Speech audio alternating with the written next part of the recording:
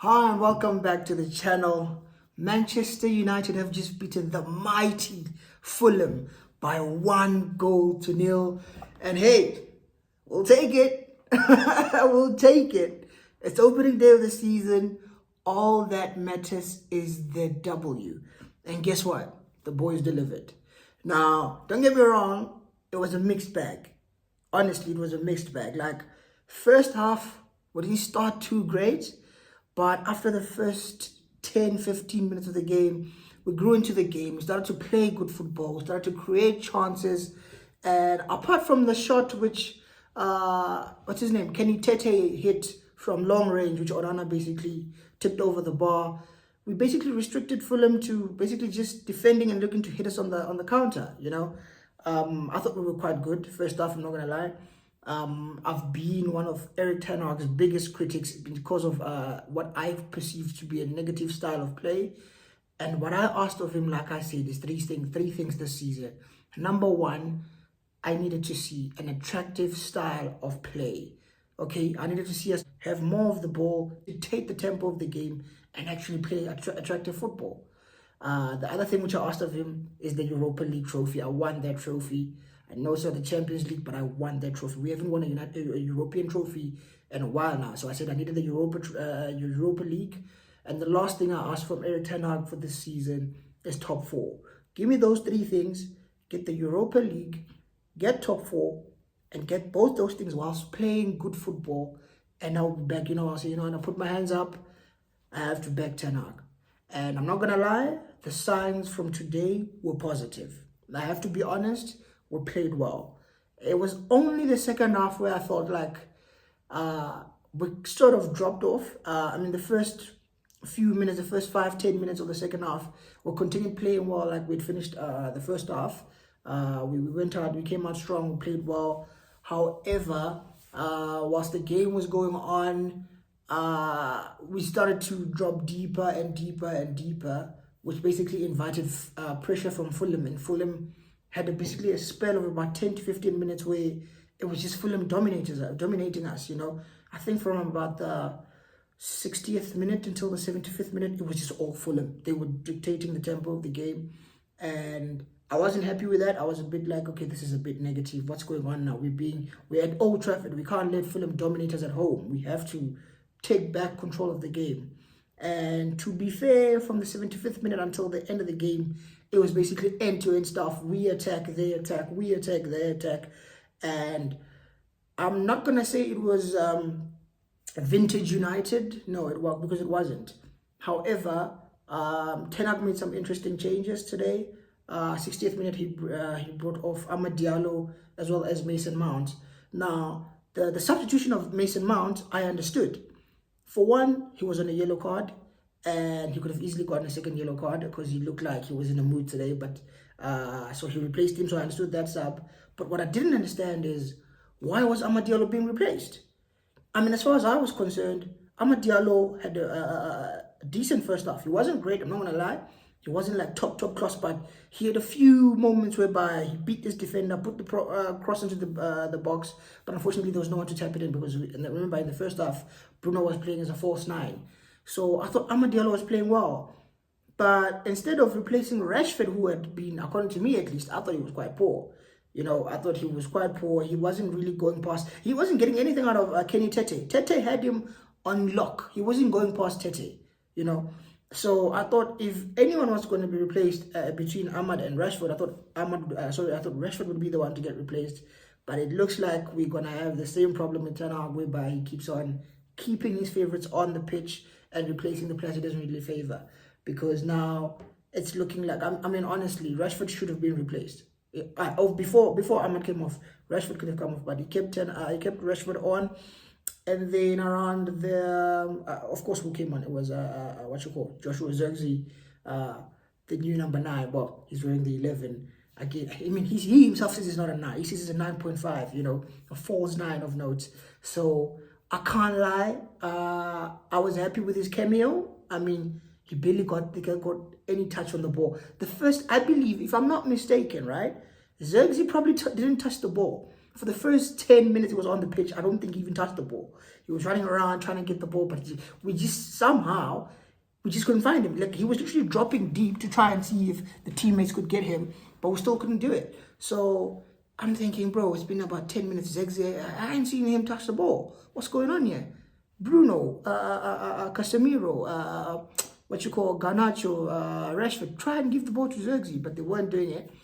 And to be fair to them, at that point in time, Fulham were on top of us. They were the ones putting the pressure. They were the ones who were lower, looking likely to score than us. So I understood it. However, we got a chance whereby we attacking them, and then Garnacho puts a good ball into the box, and Joshua Zirkzee pokes the ball into the back of the net with his left foot. So when the goal went in, I thought Scott McTominay had scored because both Zirkzee and McTominay were in the box, and I'm thinking, how poetic is it that Scott McTominay is the one to get the goal against Fulham, the club which he might end up going to. I mean, Fulham have had 2 bids rejected from United for Scott McTominay, and it doesn't seem like they're going to come back for him because they feel like we overcharging for him. So I thought, how poetic would it be for Scott to be the one to score the winner against them? Only to see from the replay, well, also before the replay, I saw Zirkzee celebrating with his gun celebration. I'm thinking, okay, Zirkzee. But I'm thinking, that's McTominay's goal, surely. And then the replay showed, no, it was actually Zirkzee who stuck his big left foot out, toe poked the ball into the back of the net, and basically gave us the lead. So I'm not going to lie, it wasn't a perfect game, not by any stretch of the imagination. However, it was a big improvement from what I saw last season from Ten Hag. The players are starting to do well, or rather they're doing better than they were doing last season, which, to be fair, last season the standards were very low. They were on the floor basically, but this season we're trying to bring the standards right back up and do better as a team. So again, like I said, it wasn't a vintage United performance. However, we did play well. We played quite well, and I was happy with the performance.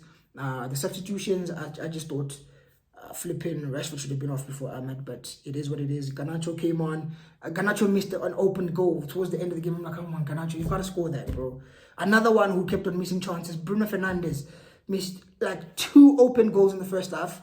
Casemiro played very well first half. Second half, not so great, but he was also one of our best players tonight.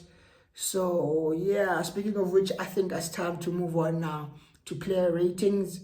Obviously, we start with the goalkeeper, Andre Onana. Made a few good saves when he needed to. In the first one from Kenny Tete in the first half, we just tipped over the bar.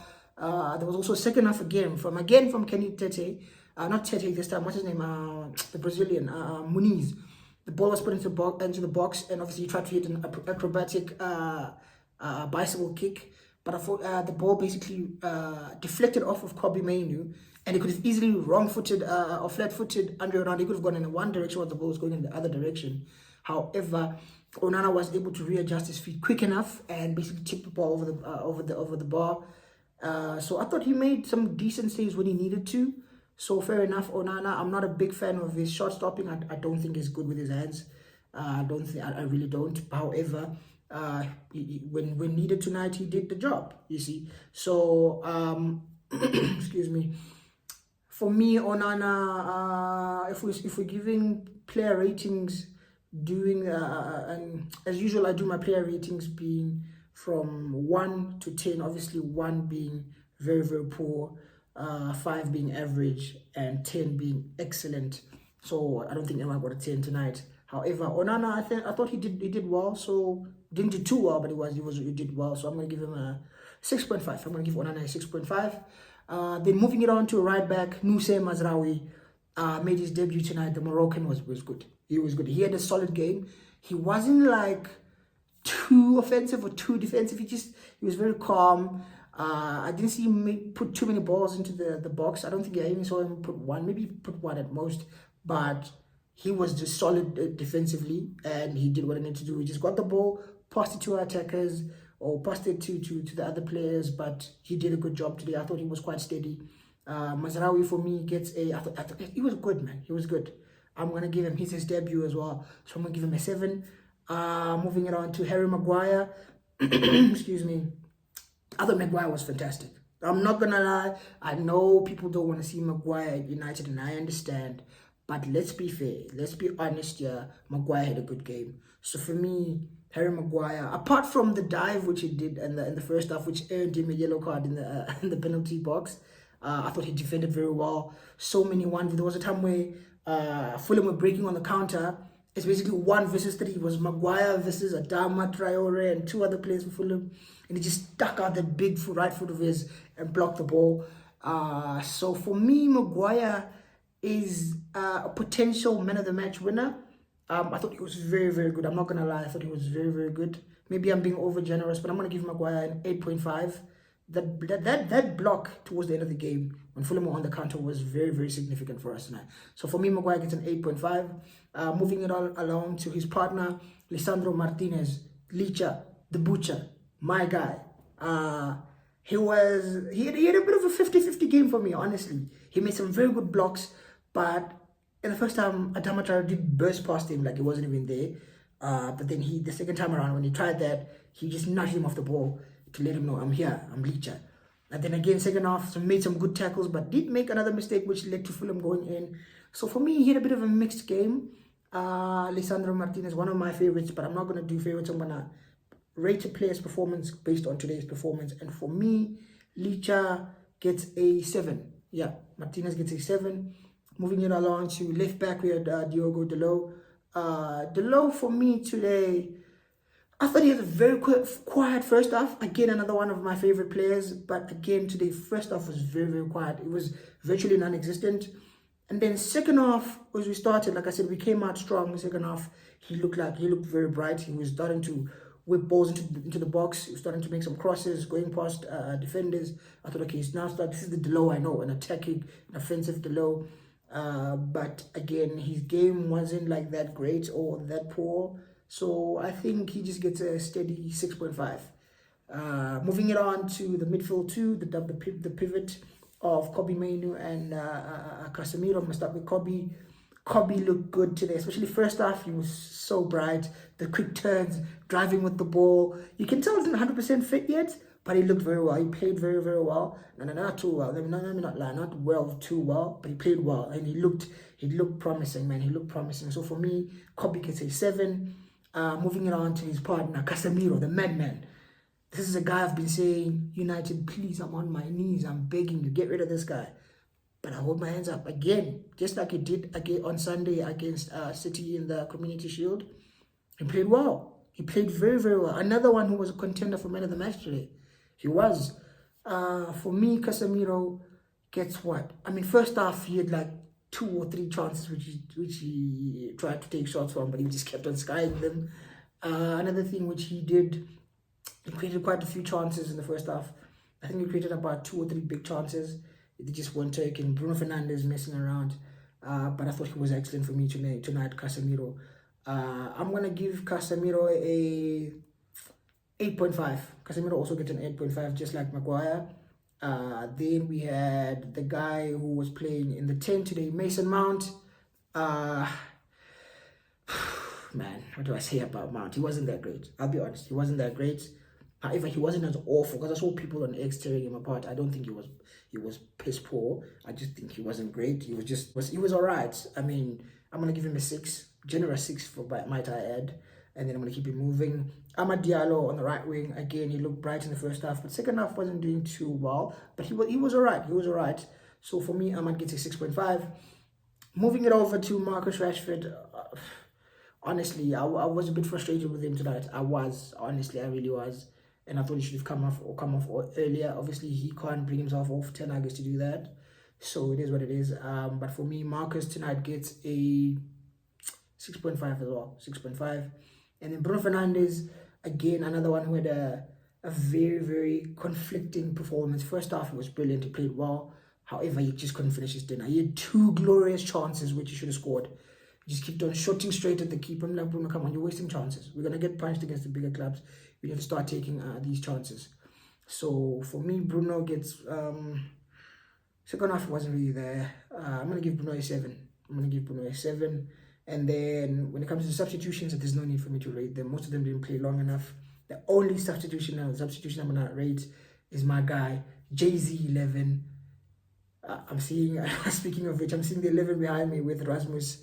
The 11 is now with Zirkzee. So Jay-Z 11. My South Africans know who I'm talking about when I say Umsholozi.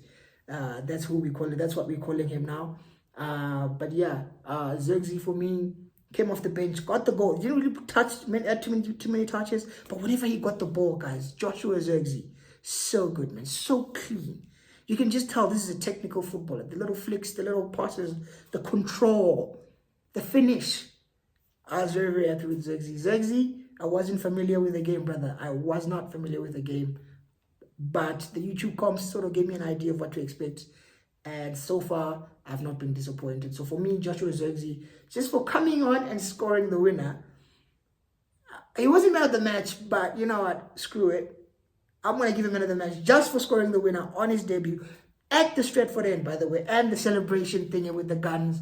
Joshua Zirkzee gets a 9 from me. I know I'm being biased. I know I'm not being rational. He gets man of the match. I don't care. But anyways, let me know what you thought in the comment section. Do you disagree with me giving Zirkzee man of the match? Do you disagree with any of the things I said? Do you agree? Let me know your thoughts in the comment section. And if you haven't already, please like the video, share the video, subscribe to the channel, and I will see you guys soon. Man United are back at top of the Premier League table. Peace.